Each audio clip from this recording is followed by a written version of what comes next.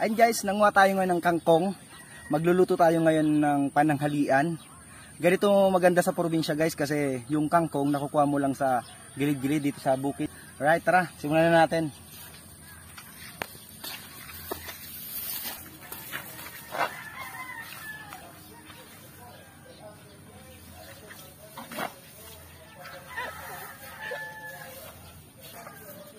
Ang sarap talaga bumalik sa pagkabata. Ay, na-miss ko yun kasi nung bata kami, yan sa mga dayami, ano yan, naglalaro kami yan, mga tambling-tamblingan.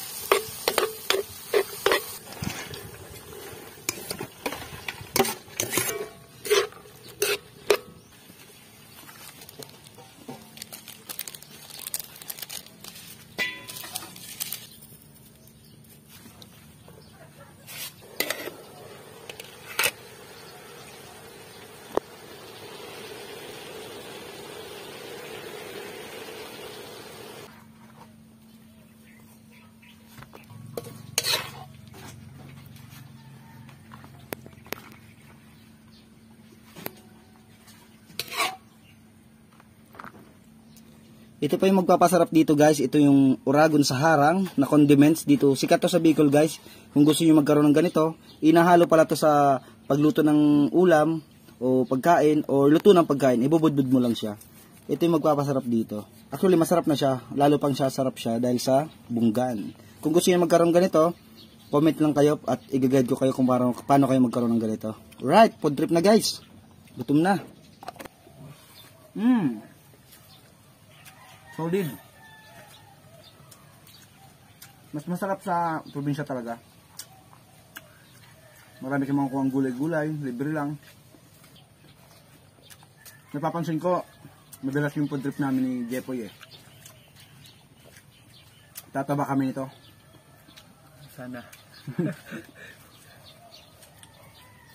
Wala namang kakaiba dito sa niluto naming ulam. Pero masarap talaga siya. Kung tawagin dito sa lugar namin, kandingga. Para siyang bupis, ang style ng luto niya. Pero sa bupis kasi, ano siya, atay ng baboy. Dito, ginamit namin yung tenga ng baboy para parang sisig, may crispy, ano siya, may crispiness siya. Masarap. Mas masarap pa sa ex mo. Ganito kami magputip dito. Dahon ng saging talaga. Kasi, para tipid hugasin.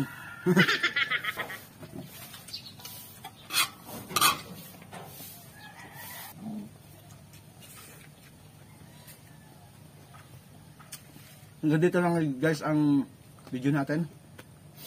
Sobrang sarap.